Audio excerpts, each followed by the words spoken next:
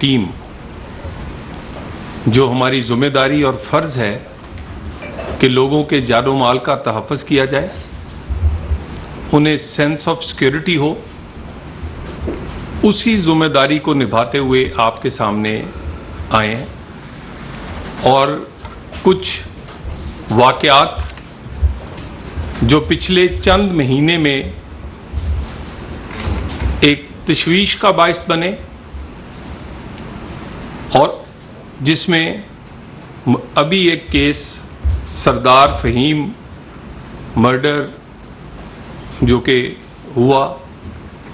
blind murders تھے، اس سے نہ صرف لوگ پریشان ہوئے اور یہ اندوناک واقعے جو ہیں یہ انتہائی افسوسناک ہیں، مگر اس میں ایک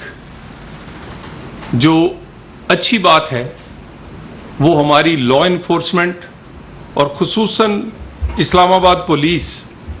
نے جس فرض شناسی سے اور جس طرح پروفیشنلی ان تمام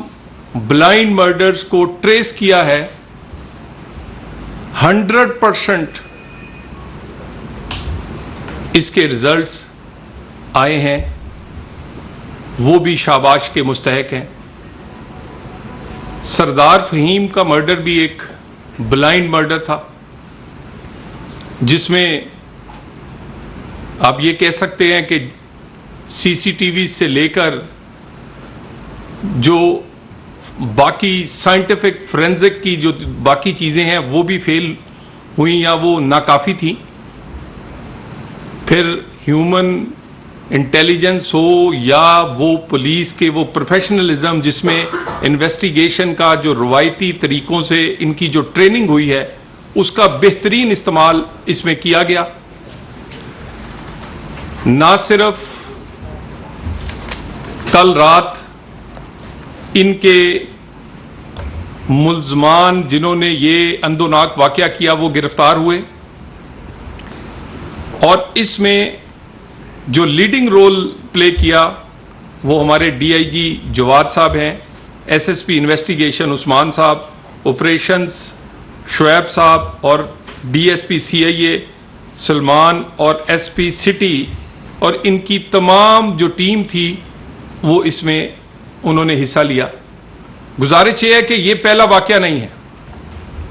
سردار فہیم صاحب کا ہو، اسلامک یونیورسٹی کی 22 سالہ طلبہ ایمان کا واقعہ ہو، اور ایک اور اندوناک واقعہ 17 سالہ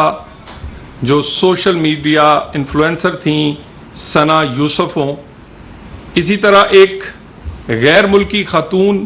کا ریپ کیس، 3 سالہ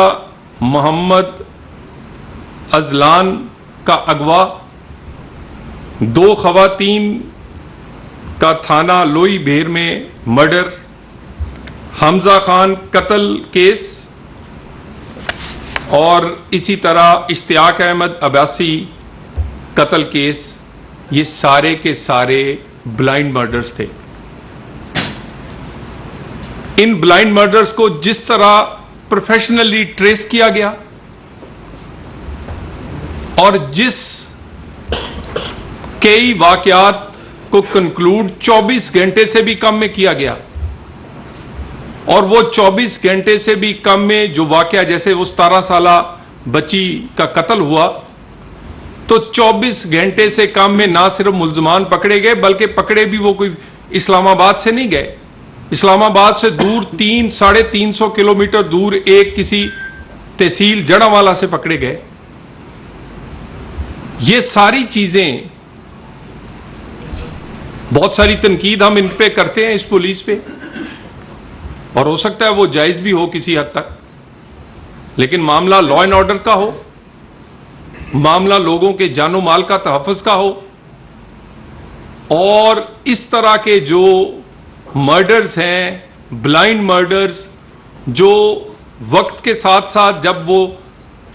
نہیں کنکلوڈ ہوتے تو وہ پھر کھو جاتے ہیں،